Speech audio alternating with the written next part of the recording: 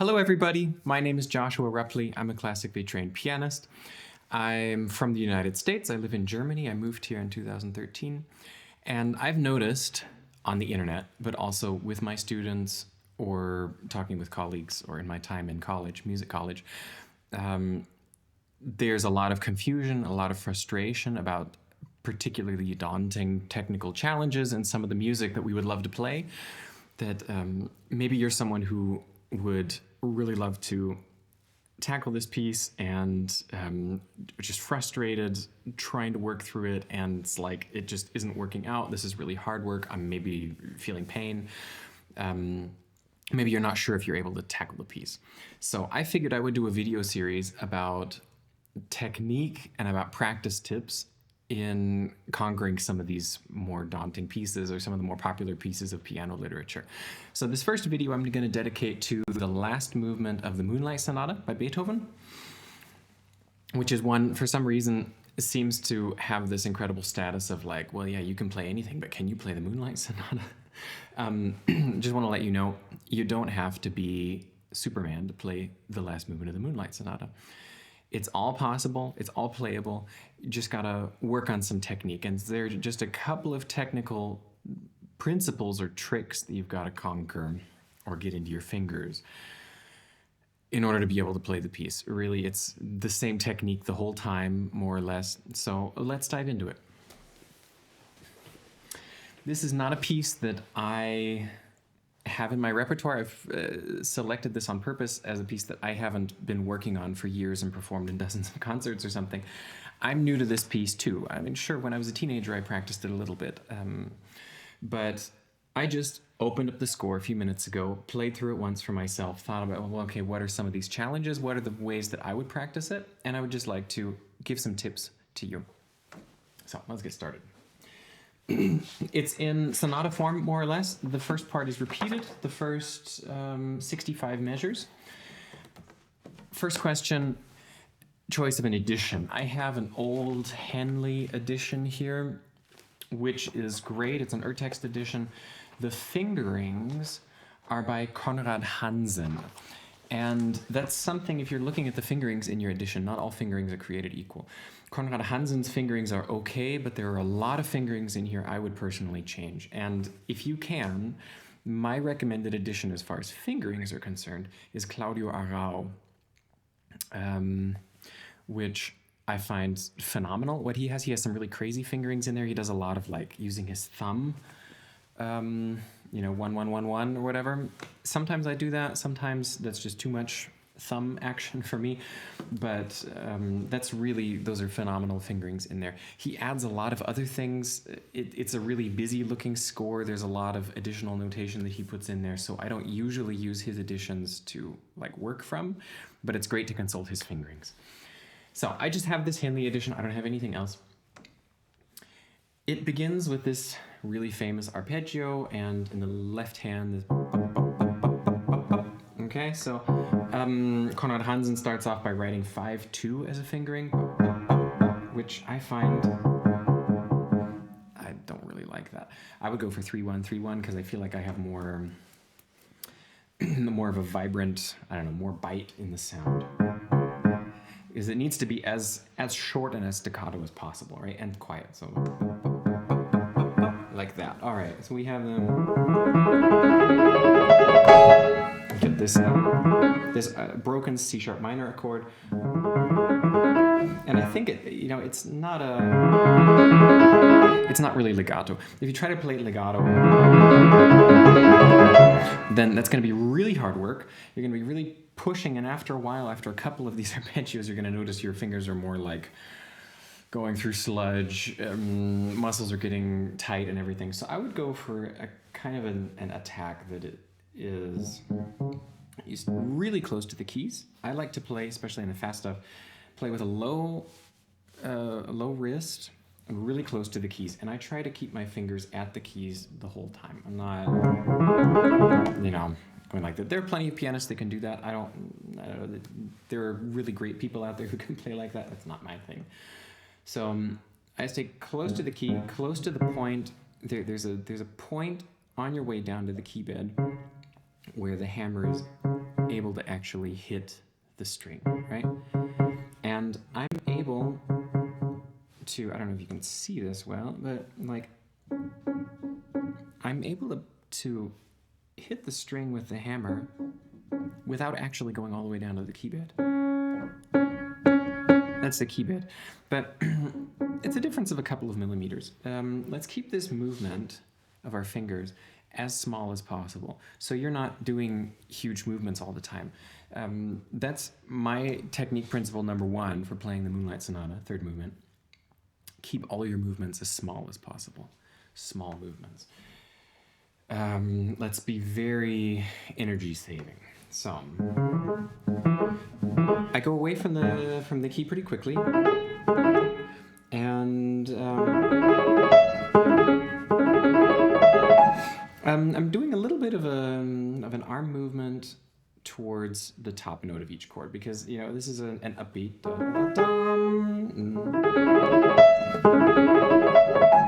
So I'm going a little bit more to the side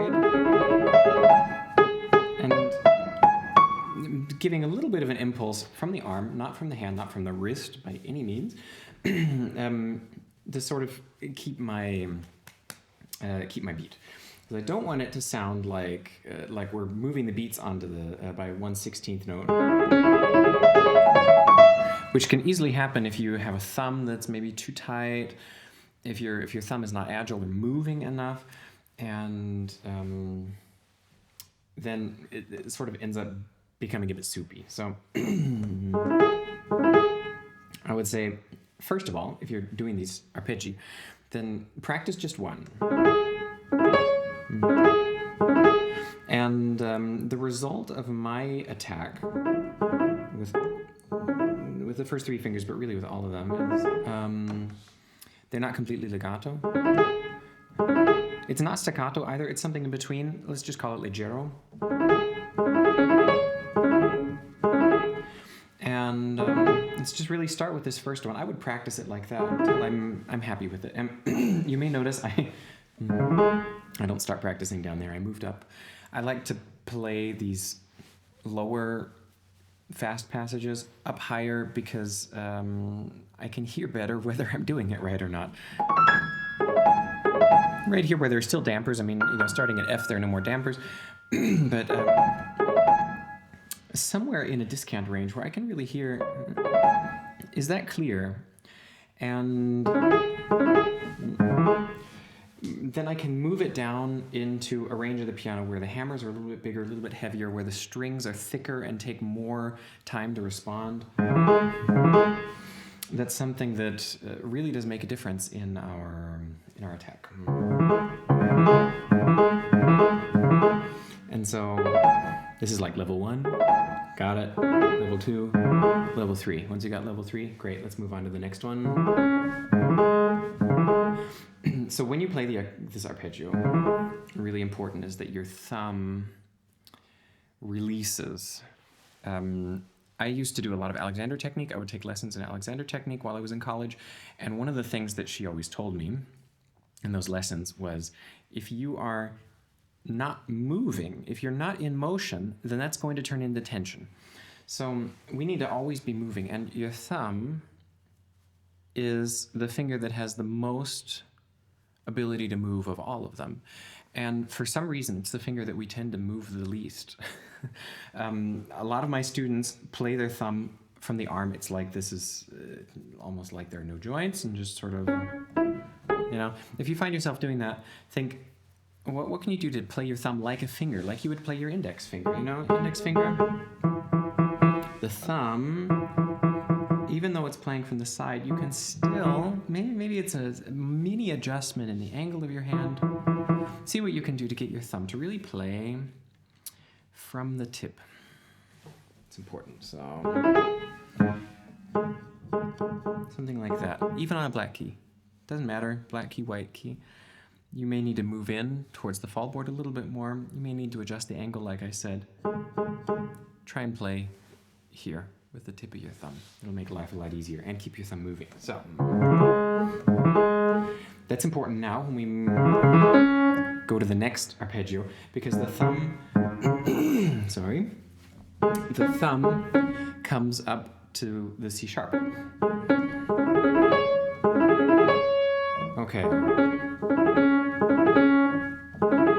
Then you can try practicing small segments. I like to practice fast, but very short segments. And sometimes it's really good to do something slow to figure out what am I doing here. But the movement you need to do later when you're performing this piece is a movement that is different from what you might do when you're playing slow. If you're playing slow, you can do almost any movement and it'll sound fine. But there is a very limited amount of options when you're playing fast. So that's the thing talking about slow practice. This is a bit of a general thing. We always hear practice slow. Slow practice is great, but if you want to know how am I going to be able to master this arpeggio at the beginning, play it fast. But short segments. Okay, so got that. The thumb is moving up. Let me see, is there anything else?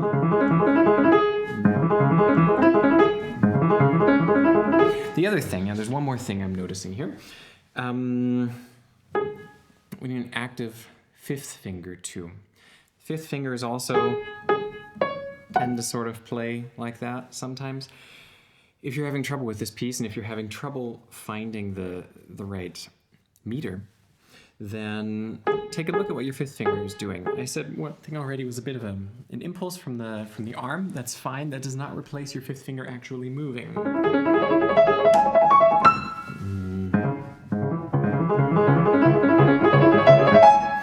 Okay, so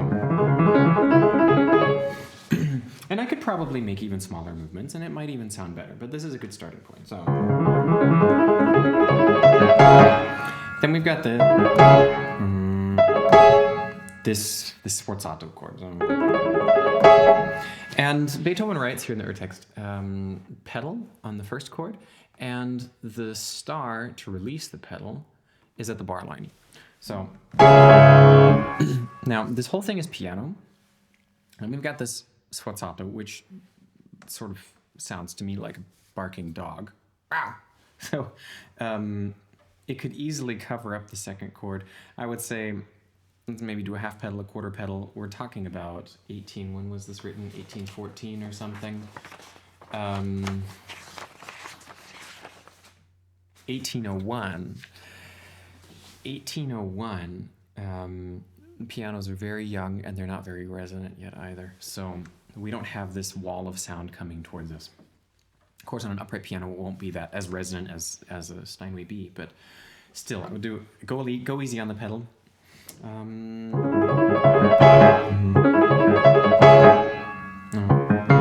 Okay, 3-1, 3-1, 3-1, 3-1, 3-1, 5-2, and that would change so I can get the octave.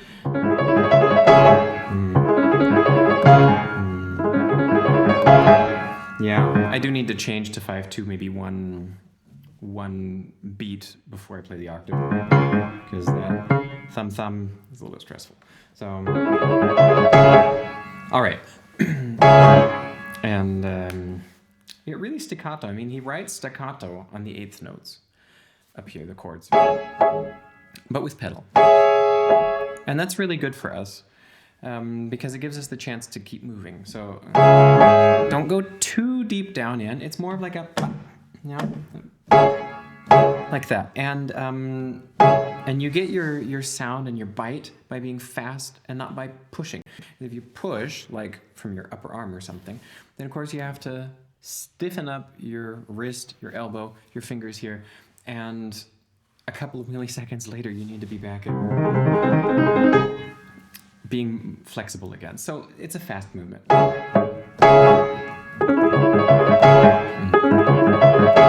Alrighty, so next one.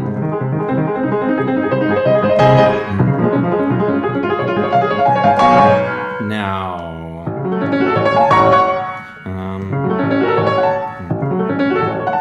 this one is a bit tricky.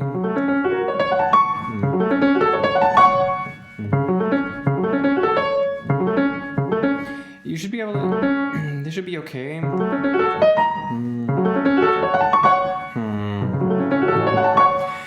He writes a legato slur, but I would not think too much about that, because you're going to get, and if you want a little bit more legato in the sound, then maybe add a tiny bit of pedal and then change at each quarter note. I would probably move sort of in that direction. The staccato you're going to get anyway, because you have to let go of the key and then move over with your thumb. So first thing I would practice on this is getting my thumb where it needs to go. So this. Just the outer notes of the arpeggio. And starting with just one, then the next one. You know, once you can do this well, do the next one. Okay. And I noticed when I'm playing this, I'm not staying like that. I'm moving out ready for the next one. Always ready to move to the next. That's important when you're playing this fast music, or any music really. As soon as you play, immediately ready for the next. So you get this flow going the whole time.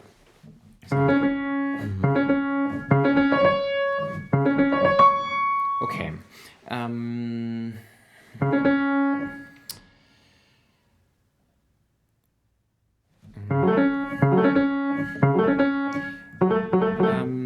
I would have to practice activating my second and third fingers a little bit more, so I don't get that. That may not sound like much at the beginning, but when you're playing through the piece, you know, to say, why does that always sound crummy in this spot? Maybe because your fingers are staying down in the keys too long. Maybe the thumb. I'm noticing, for me, it's more the second and third fingers. It might be your thumb. Yeah, I need to practice that, definitely.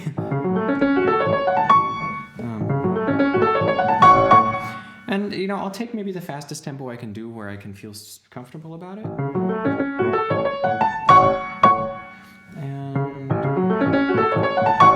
And then, you know, try and speed up from there. The other thing is,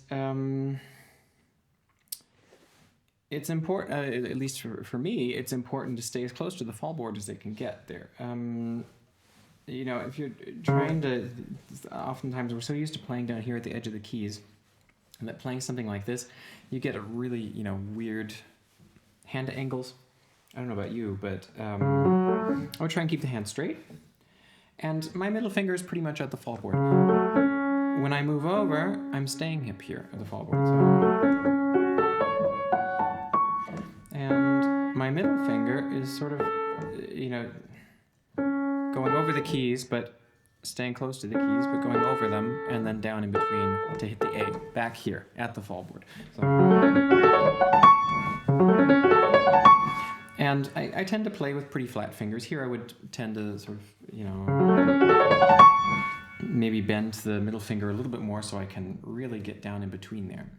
But not out of the air, landing on there, really creeping along the keys, moving up. So, next one. I find that easier.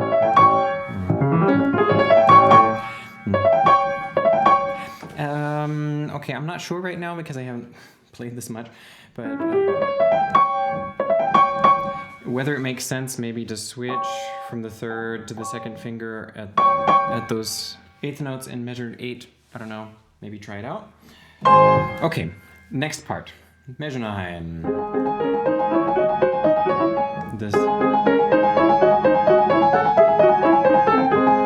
This is really feared. And it doesn't need to be. But this Beethoven rattle. Beethoven rattle is like a 16th note thing, or maybe 8th notes, like in the Pathetique Sonata, where the strong beats are on the bottom. Which means in the left hand, which is terrible, it's on your pinky, and we're more used to having the strong beats on our thumb. That's fine here in this part. The problem with this movement of the Moonlight Sonata is that the thumb has to keep moving.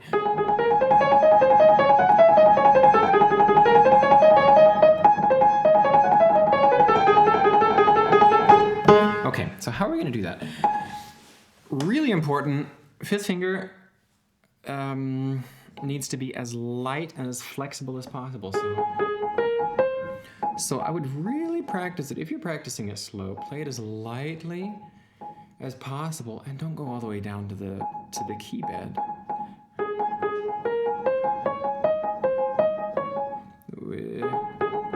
The fifth finger needs to be really, really light and flexible, and you can play the whole thing with sort of a shaking movement.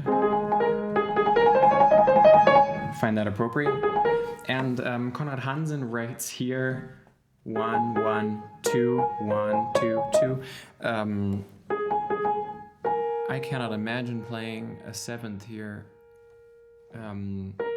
with my second finger on A sharp and my fifth finger on G sharp without getting tense. Tension comes much of the time because we're spreading our hands too much. So in this piece, I would try and find fingerings where my hand stays small. So I'm going to do 1, 1, 1, 1. And a little exercise I'd like to do, I think about Debussy quoted this a lot. It's a children's song. I think it's called Pierrot. Maybe try that here. All of it with your thumb, holding the fifth finger. Make a little bit of music out of it. Once you feel that you're not holding the fifth finger, it's just sort of sitting there lightly, you know, no energy here. And your thumb is just really making light movements. Perfect. If you're having trouble with that, maybe start on a tabletop or on the lid of the piano.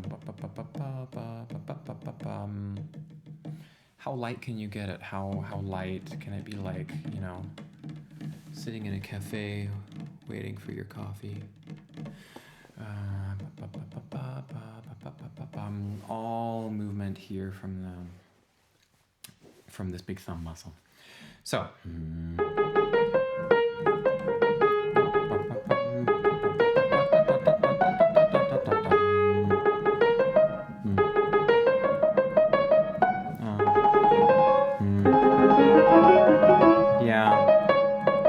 Now you're 2, 2, 1.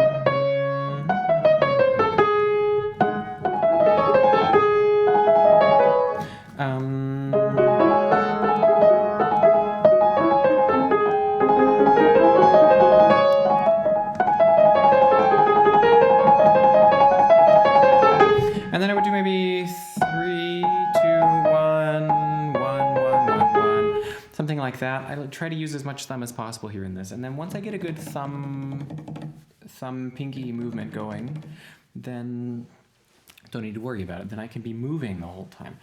If you notice you're not able to move your thumb to the next note, 1. If you can't do that, you can't move your thumb, then something is holding your thumb. Let go of your thumb. Release these muscles here. And maybe in your wrist, maybe it's here, maybe it's your elbow, maybe it's your shoulder.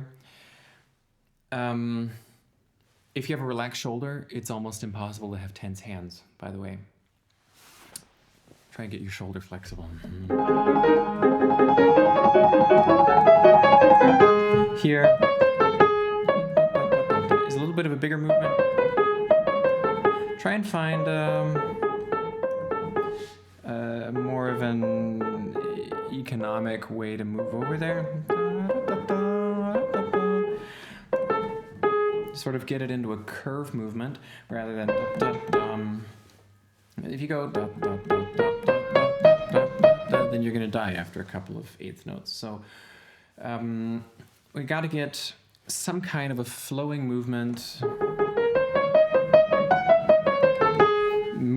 using a lot of thumb. Another idea as far as practicing that might be playing some sort of a scale, preferably with lots of black notes, using just your thumb.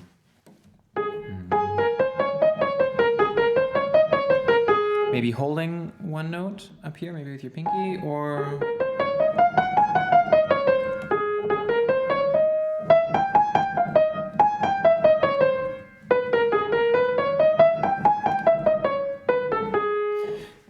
some sort of different mode, or like a harmonic minor or something, where you're trying to play as smoothly as possible. I would also consider trying to play that as legato as possible.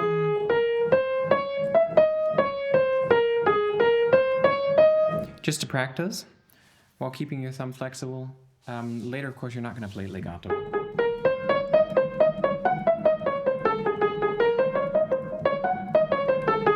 Okay, enough said about that.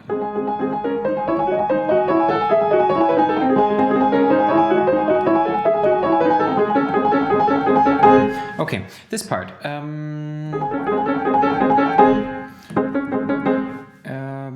Here's some 1 5 2 4 1 4, maybe 2 4.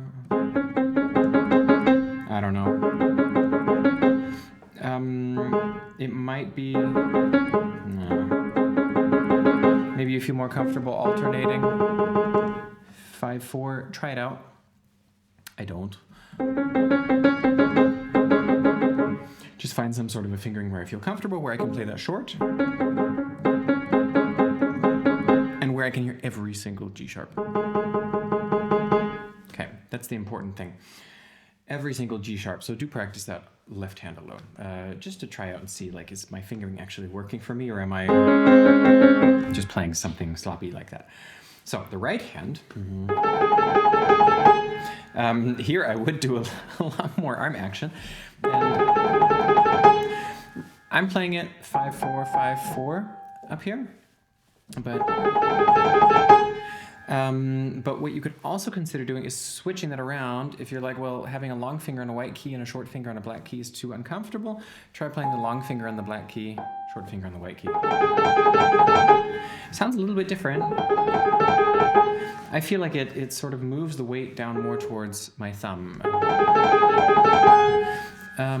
which may be an aesthetic decision that you would like to do. So, great. Let's keep going.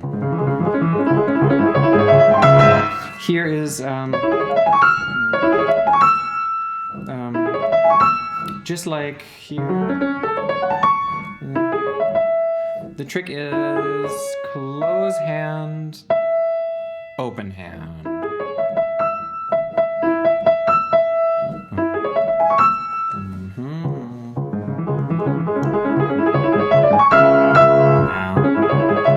Okay, I would need to practice that. Got this. Those are very unusual chords. We have this one, we have this, because we've got this diminished fifth here, which is sort of, I don't know, it makes the chord feel a little bit weird. And I think that's something to really be very clear about, like, what does my position need to be for each one of these chords? And then sort of move to them. Don't be afraid to use your elbow. And like here, the elbow's going in a little bit more, now it's going back out. It's sort of moving in and out as I need it while inverting through these chords. Same thing here. Although this is a little bit easier because it's all black keys. Here, if you like, just need to sort of change which fingers are spreading and which are not. But again, try to still keep the hand as small, as close together as possible on the fingers. And when I do have to do something like that and play a fifth here between 2 and 4, yeah, okay, that's how it is.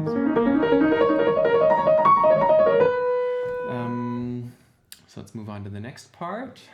Measure 21.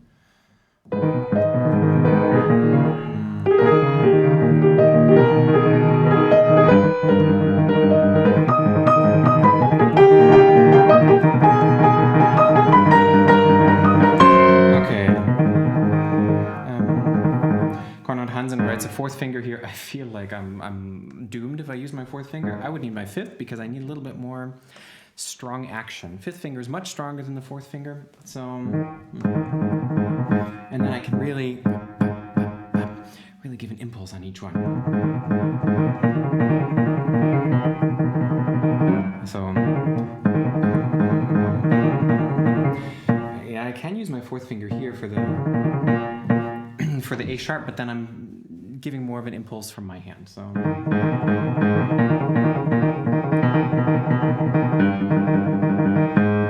and need to do a little bit of a shaking movement or like a yeah, sort of rotation.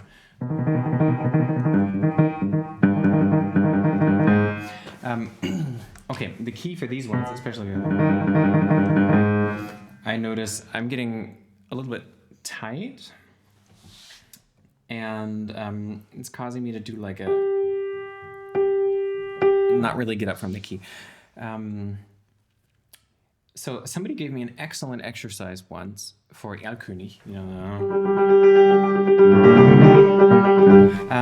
His exercise was taking the key, pushing it all the way down, and then starting to make movements, starting as small as possible, and then slowly increasing them until you're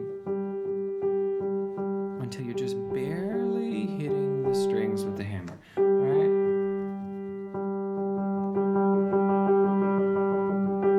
Okay, and not more than that. That's it. So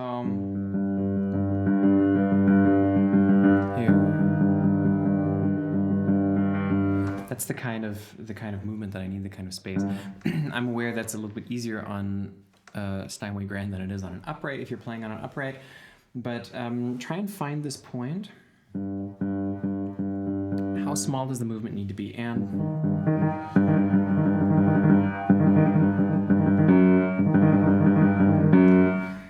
there is a crescendo. Don't worry about it being too loud. But if you're doing it right, it's not going to be very loud, so that's good.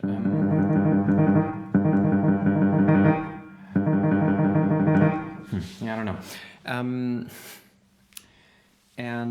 I think it's really worth it to look at each one of these on its own closely and just take short sections of it and try to play that without getting tense. Try and increase the amount of time you can play without getting tense. So I like to do that rhythmically, where I'll play some 16th notes and then just quarter notes and sort of alternate them.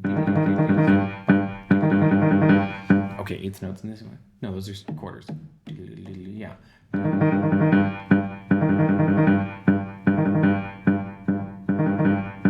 Something like that. Am I getting them really, really precise? I heard a masterclass with Andras Schiff once with this piece. He said, if I don't have goosebumps, it's not good enough. So, if you have goosebumps, great. Then you can move on to the next one. But these Beethoven rattles, it's really tricky. You gotta get a thumb that is light and flexible enough, I'm saying that all the time, so that all of these quick little energy impulses are going into the little finger. And here, nothing. It's active, but it doesn't have any weight on it. Okay, all of the arm weight, if any arm weight is going anywhere, it's going down towards the fifth finger, but really for the most part, you're holding your arm with your shoulder. So,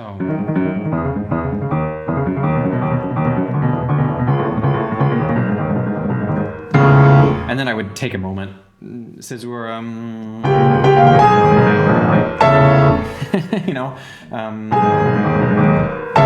and then play the chord. Don't be stressed about having to grab that chord right in time, because nobody's going to be sitting there with a metronome, and if they are, then their opinion doesn't count anyway.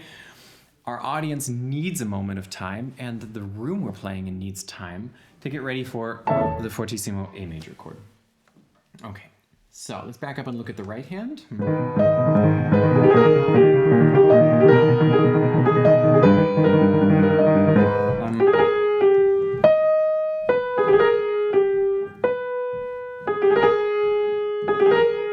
This was really thinking again about being impatient in the cafe. And then, you know, it would be nice if the G actually does get restruck. Here I did not restrike it. You can still hear the note. That's not bad. Important is you stay as close to the keys as possible.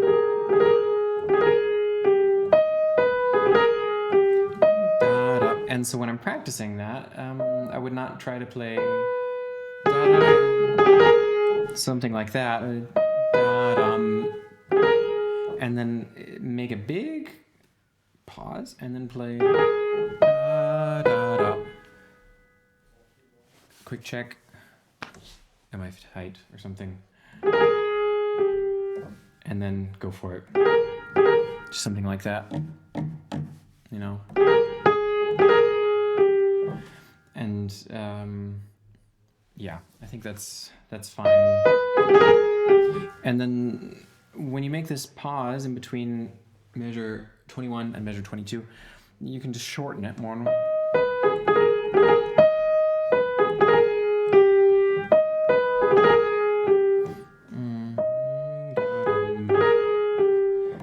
But I would really try to make this sound very clear, and then worry about what happens before that. But take note of what you need as far as relaxedness someplace, flexibility, to be able to play that perfectly, the way you'd like to record it. And then try and get there while playing the measure before that. But start with measure 22 with this, with the grace notes, and then add what comes before that. So, oh,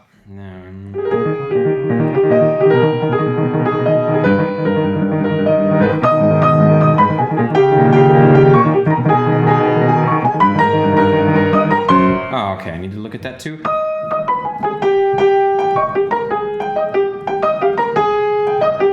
Okay, so on your way up to the D sharp,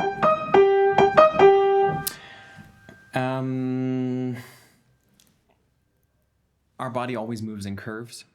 So if you're practicing it slow, think about how you're going to be playing it when it's fast. We always move in curves. Our body does this all the time because we always have an axis and then we move around the axis. I would not attempt to go in a straight line up there, and I don't think any of you would probably do that naturally anyway. What most people might tend to do, though, that gives them a problem is moving along the white keys and then up. I would do that the other way. I would go up over the black keys towards the D sharp.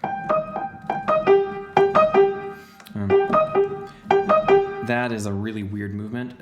It's a lot of work for the arm, but for some reason we tend to often try to stay above the white keys. Try and use the whole depth of the key, especially stay above the black keys.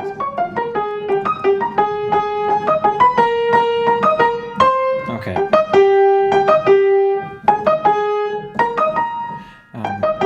And here, once you get up on the black keys, I would definitely be using the fourth finger here on D sharp and on A sharp, or G sharp, A sharp.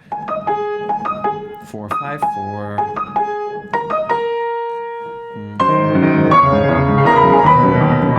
Okay, then this trill, it doesn't make much sense to actually do a real trill on top of it because it's so fast. It's really more of just a turn. And I would not do that with the fourth finger like Konrad Hansen says. I mean, you can try it. If that's fine for you, then go with it. That's not my cup of tea. I would go with the third finger. If your hand is large enough to do that. But really, I mean, it seems to me that I can barely reach a 10th with my fifth finger. I can barely reach a 10th with my fourth finger if I turn the hand. And if I turn the hand again, then I can still reach a 10th with my third finger.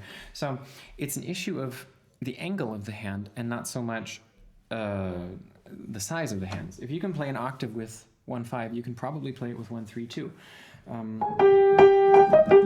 Okay.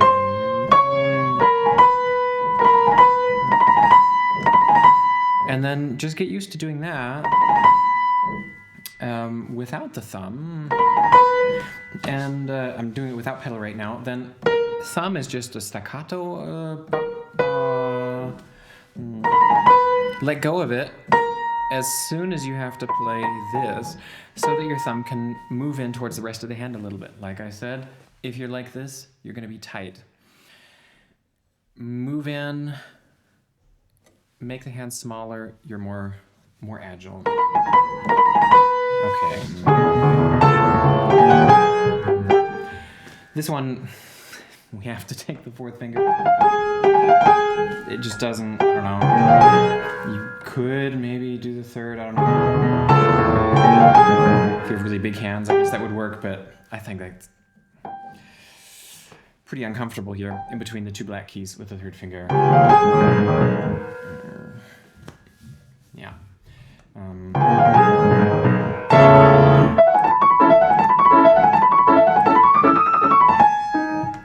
Okay, so next thing is this this run here. And Conrad Hansen writes here 1, 2, 3, 1, 4, 5, 4, 3, which I also do not approve of. I don't really like this. 3, 4, 5. I feel like I can't get the kind of brilliance that I really want to get out of it. So I would change that up. I would recommend 1, 2, 3, 1, and then 3, 5, 3, 2. So leaving the fourth finger out. I find that to be very comfortable fingering. You could also try 2, 3, 4 if you feel better with that. And again, if you're trying out fingerings, try them out fast, because they're going to have to work for you while you're playing fast. I'm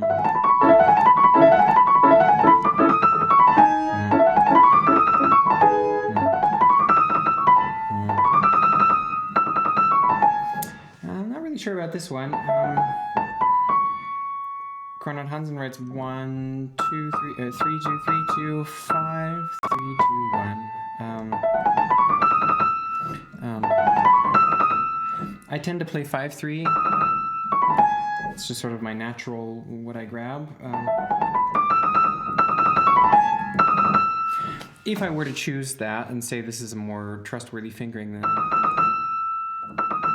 then I would definitely have to practice this finger change onto the fifth finger to do that and make sure that it works well, and I can, you know, and it's fireproof. So.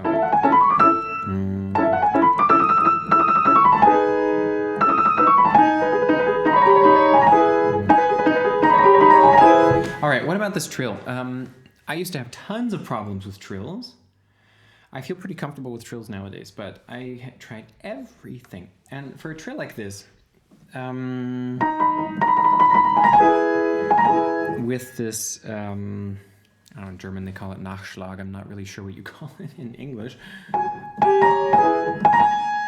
These last two grace notes at the end of the trill. That's for me the hardest part of any trill. So I would practice that first. If you're someone who really has trouble with trills, then let's make a little roadmap through the trill. So I'd go like trill, trill, trill, and then play the last 4 notes of the trill as 16th notes.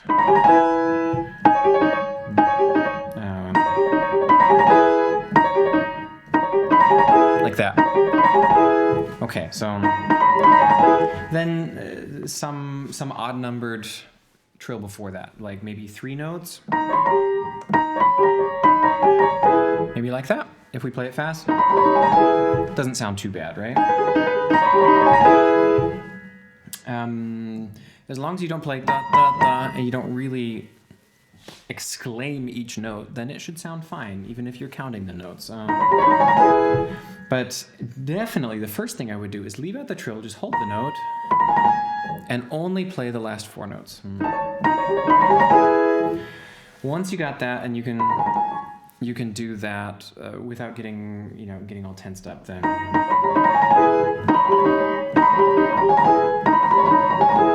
then you can work on maybe adding more notes or something. And optimally, we just sort of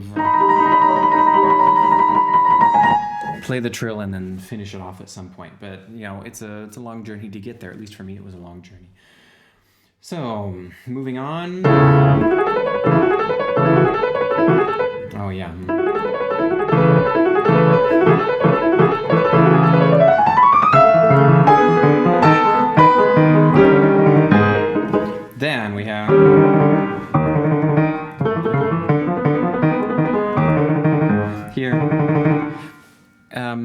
tried out a bunch of different techniques just now before I started the video.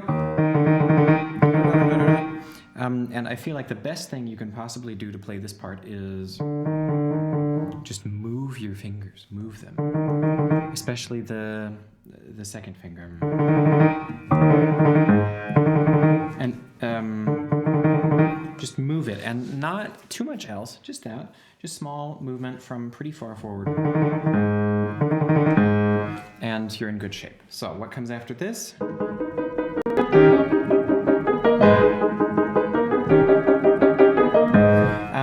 For this part, that's something, these repeated notes can get really, we can get tense and something like that too.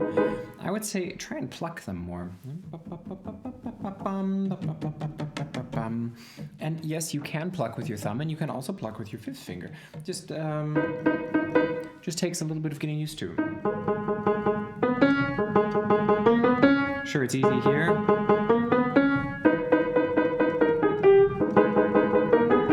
But then you get a really nice crisp sound.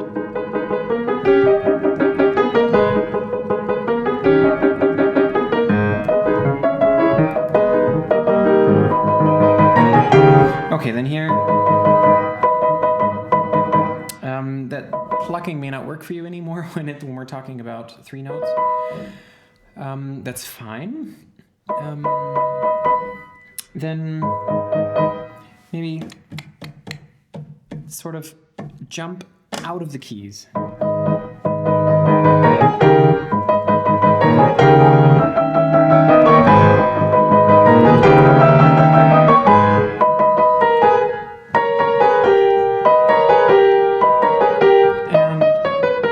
And I would need to practice that my second finger makes it through all of them. And it might even help to think that the second finger is leading the movement of the hand. I like to do that when I have a passage where several fingers are moving somewhere, like maybe thirds going, or whatever, or octaves. One of the fingers is leading. I like to think of it that way. I try out different ones. Maybe sometimes it works better for I feel like the fifth finger is leading, or the thumb is leading. But I usually take the finger which is the weakest, which is causing the most problems. It does not need to be the loudest finger. It doesn't mean it's louder than everything else, but it's the one that I'm following with my mind while I'm going down. So that automatically I make sure I find a hand position where I can move over to the left with my second finger. The other fingers are moving up onto black keys. But I need to be able to move to the left with my second finger. That means you can't start too far down here, because then you end up with this really big movement. So start further up. Here I move down to the white key, to the B, and then to the A sharp.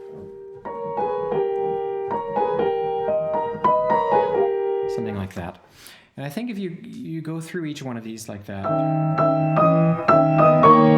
okay, there, the second finger stays on F double sharp, but the other ones, then I think that'll really, this part of the movement will no longer be so challenging.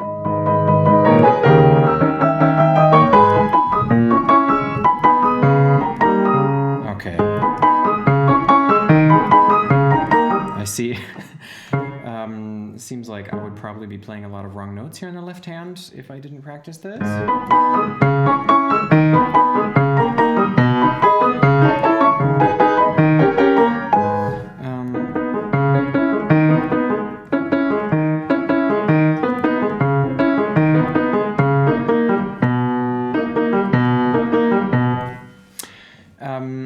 I would go through each one of these and sort of check, what is my movement? Am I,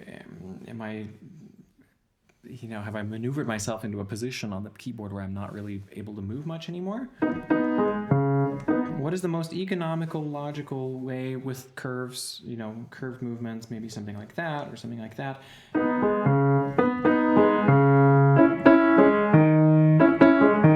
How I can get down to to the note I need to get to.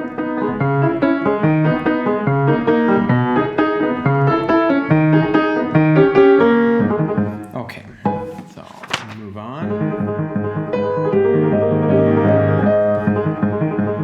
So here, it's a ninth, I know. Try to keep my hand as loose as possible so I make the movement larger and more of a sort of a shake movement, you know? Just doing something to keep from getting tense in the spot. So I'm using this shaking movement to keep all the muscles from getting too tight, because once they stop moving, they get tight. Remember that.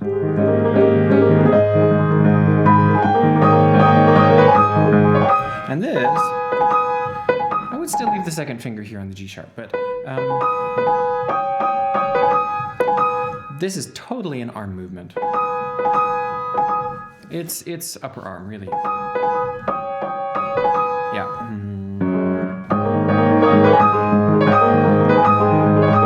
And then it doesn't matter how big the chord is. Sure, it's a tenth, but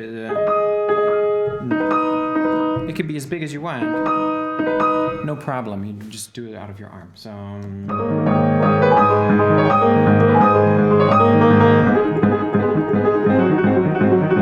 Here, the most important thing is that they're together.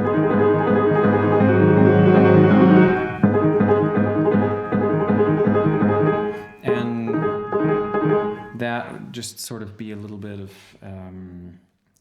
low profile.